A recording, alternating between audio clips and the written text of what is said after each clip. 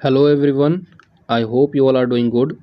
Today we are going to discuss Unit 9, that is People, Development and Environment for UGC NET and JRF.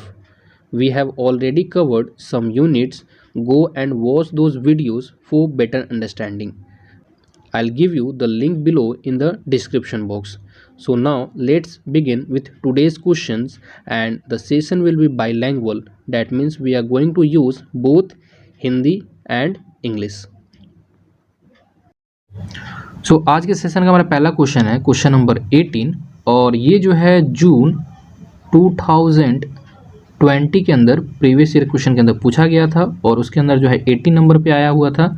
और इस video में जो हम लोग दिसंबर 2020 का जो है वो सेशन कवर नहीं करेंगे, क्योंकि जो है कोरोना के कारण जो है वो जो है क्या है पोस्टपोन कर दिया गया था एग्ज़ाम, उसको मर्ज करके जो है अगले एग्ज़ाम में लिया गया था 2021 में लिया गया था। तो क्वेश्चन कह रहा है कि dissolve oxygen is an important parameter of water quality. जो ऑक्सीजन डिजॉल्व होता है पानी के अंदर तो वो उसके क्वालिटी को इंडिकेट करता है, ठीक है। यानी क्वालिटी अगर वाटर का जो है पता करना है तो एक तरह का पैरामीटर क्या है, उसके अंदर जो डिजॉल्व ऑक्सीजन है वो। तो ये ऑक्सीजन जो डिजॉल्व होता है it is essential for the survival of dash. किसके सर्वाइवल के लिए जो है वो ज़्यादा इंपॉर्टेंट है। ऑप्शन देख लेते हैं। ऑप्शन दिया हुआ है पहला number humans, second we have animals, C दिया हुआ है फिश, और डी दिया हुआ है क्रॉप्स एंड वेजिटेबल्स। तो हम लोग जानते हैं कि जो वाटर का क्वालिटी है अगर उसके अंदर ऑक्सीजन ज़्यादा डिजॉल्व है, ठीक है, तो वो जो है ज़्यादातर जो है एक्वाटिक एनिमल को जो है, ठीक है, एक्वाटिक एनिमल के लिए ज़्यादातर वो सूटेबल होता है। और इस ऑप्शन में जो है एक्वाटिक एनिमल जो है वो है fish, that is option number C. तो इसलिए इस क्वेश्चन का आंसर है option number C, that is fish. Okay, next question we have question number 27 कह रहा है among the following elements which is the typically most abundant. यानी ये सारे एलिमेंट्स दिए गए हैं और इनमें से पूछ रहा है सबसे ज़्यादा जो है पाया जाता है किसमें, इन ड्राइड सीवेज स्लज में। यानी जो ड्राइड सीवेज स्लज होता है उसमें सबसे ज़्यादा जो है एलिमेंट जो है सबसे ज़्यादा मात्रा में वो कौन सा पाया जाता है। ऑप्शन देख लेते हैं। ऑप्शन फर्स्ट नंबर दिया हुआ है टोटल नाइट्रोजन, यानी नाइट्रोजन ही उसमें अवेलेबल होता है।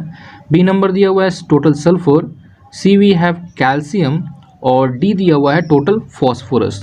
तो इस क्वेश्चन का करेक्ट आंसर है वो है option number C, that is calcium. यानी ये जो है इसका करेक्ट आंसर है। ओके, नेक्स्ट देखते हैं क्वेश्चन। नेक्स्ट क्वेश्चन भी है क्वेश्चन नंबर 29, और इसके अंदर कह रहा है identify correct sequence of the following states union of India. यानी यहाँ पे दिया हुआ है इंडिया के अलग अलग स्टेट्स दिए गए हैं और इनको जो है सीक्वेंस में हम लोग को रखना है किस टर्म में, in term of increasing wind energy potential. यानी वैसे स्टेट्स को पहले रखना है जिसमें जो है विंड एनर्जी जो है सबसे ज़्यादा है, और उसके बाद जो है जो कम है उसको सेकेंड पोजिशन पे। तो ऑप्शन देख लेते हैं कौन कौन सा ऑप्शन दिया गया है। So option we have first number दिया हुआ है Gujarat, second we have Rajasthan, third दिया गया है मध्य प्रदेश, और फोर्थ दिया हुआ है तमिलनाडु। यानी अब जो है ऑप्शन को देख लेते हैं कोड वगैरह कौन कौन सा कोड जो है इसमें करेक्ट है। तो सीक्वेंस देख लेते हैं। सीक्वेंस दिया हुआ है ए नंबर में कि पहले जो है डी सी बी ए ये करेक्ट ऑर्डर है। बी नंबर दिया हुआ है कि B D C A correct है। फिर उसके बाद सी दिया हुआ है C B C A D, और लास्ट दिया हुआ है बी सी डी ए। तो अगर जो है हम लोग सीक्वेंस के बारे में बात करें तो सबसे ज़्यादा जो है इंक्रीजिंग विंड पावर जो है पोटेंशियल है वो है फर्स्ट में तमिलनाडु, यानी फर्स्ट नंबर पे तमिलनाडु आ जाएगा। सेकंड पे आ जाएगा गुजरात, यानी गुजरात जो है सेकंड पोजीशन पे है। थर्ड पे जो है वो आ जाएगा, अगर ऑप्शन के अकॉर्डिंग देखें तो थर्ड पे आ जाएगा राजस्थान, ठीक है, राजस्थान जो है थर्ड पे आ जाएगा। और फोर्थ पे जो है मध्य प्रदेश। ये जो है इसका करेक्ट सीक्वेंस है। यानी डी ए, यानी डी पहले आएगा, डी ए, और फिर उसके बाद आ जाएगा बी, और लास्ट में सी।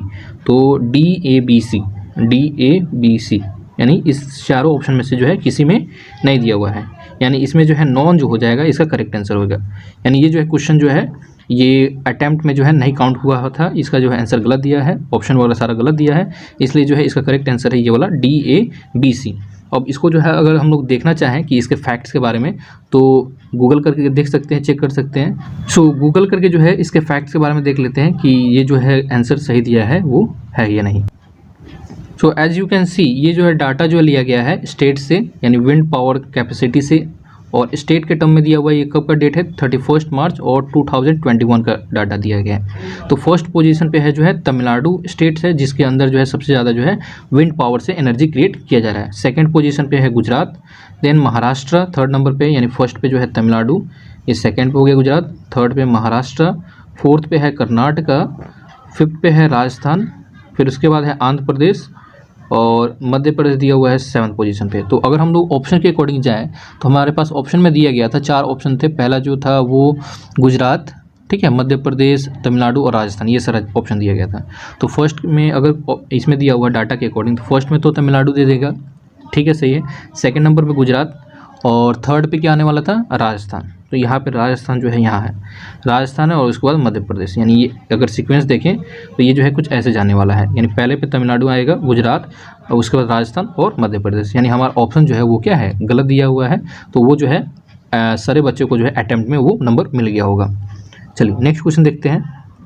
क्वेश्चन नंबर 39 दिया हुआ है, इसमें पूछ रहा है when did the united nation environment programme, that means UNEP, and the International Program in Environment Education, that is IEEP, come into existence।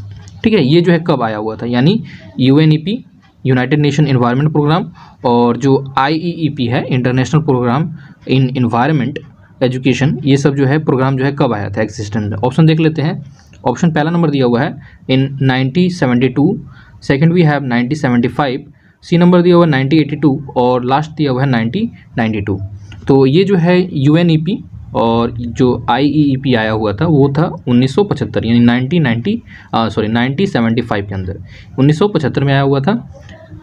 United nation environment programme और जो international programme for environmental education था, इन दोनों organisation का main motto था कि जो भी इन्वायरमेंट के अंदर इतने सारे जो है प्रॉब्लम क्रिएट हो रहा है इन्वायरमेंट से रिलेटेड, डैट मीन्स जो क्लाइमेट चेंज है, जैसे हम लोग ग्लोबल वार्मिंग के बारे में डिस्कस करते हैं, तो उन सारे प्रॉब्लम के बारे में जो है डिस्कस करना, उनको कैसे कम किया जा सके।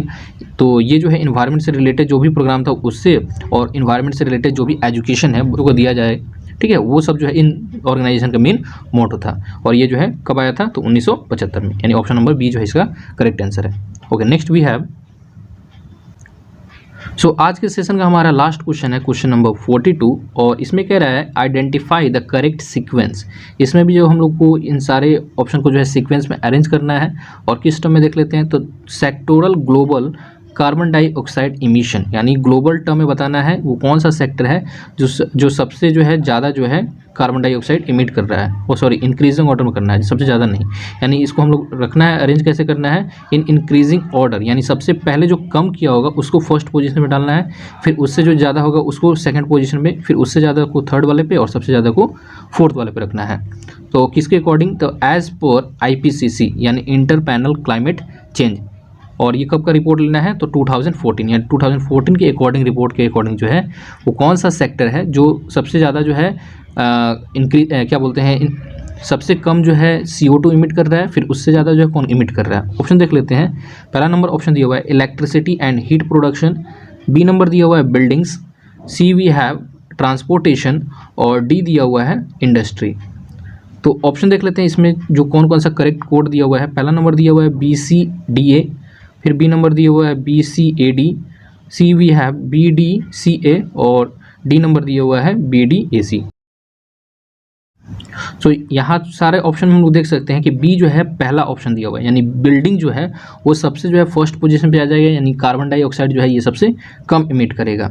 उसके बाद जो है दिया हुआ है सेकंड ऑप्शन दिया हुआ है सी और डी, यानी यहाँ पे सी दिया हुआ है और ये डी दिया हुआ है। अब इसमें से हम लोग पता करना है कि ट्रांसपोर्टेशन से कम होता है या फिर इंडस्ट्री से कम होता है, यानी हम लोग इंक्रीजिंग ऑर्डर में करना है। तो अगर जो है इसको हम लोग देखें तो ट्रांसपोर्टेशन है वो सेकेंड पोजिशन पर आ जाएगा, ये यानी ये जो है इंडस्ट्री से जो है कम प्रोडक्शन जो है कर रहा है, किसका, कार्बन डाइऑक्साइड का। और थर्ड वाले पे आ जाएगा वो होगा इंडस्ट्री, यानी ये जो है डी जो है वो आ जाएगा थर्ड पोजीशन पे, इंडस्ट्री जो है वो थर्ड पोजीशन पे आएगा। और सबसे जो ज़्यादा मैक्सिमम जो है क्रिएट हो रहा है कार्बन डाइऑक्साइड वो हो रहा है इलेक्ट्रिसिटी और हीट के प्रोडक्शन से, ठीक है, इलेक्ट्रिसिटी नहीं है, हीट की, इलेक्ट्रिसिटी और हीट के प्रोडक्शन से, यानी हम लोग कोयला वगैरह जलाकर जो है थर्मल पावर जो है करते हैं, उससे जो है CO2 जो है क्रिएट बहुत ज़्यादा हो रहा है, क्योंकि इलेक्ट्रिसिटी जो है हम लोग अलग अलग सोर्स से जो है क्रिएट करते हैं, जिसमें सबसे ज़्यादा क्या है, थर्मल पावर है। और थर्मल पावर जो है कोयले को जलाने से होता है, और कोयला जलाएंगे तो कार्बन डाइऑक्साइड इमिशन होगा ही होगा। तो इस क्वेश्चन का जो है करेक्ट आंसर जो है वो है option number A, that is BCDA, यानी बी नंबर जो है पहला पोजीशन इंक्रीजिंग ऑर्डर के अकॉर्डिंग, फिर उसके बाद सी नंबर ट्रांसपोर्टेशन, फिर है थर्ड नंबर इंडस्ट्री, और फोर्थ नंबर पे है वो है इलेक्ट्रिसिटी एंड हीट प्रोडक्शन। सो आज के लिए हम लोग इतना ही रहने देते हैं, तब तक के लिए take care, study well, thank you.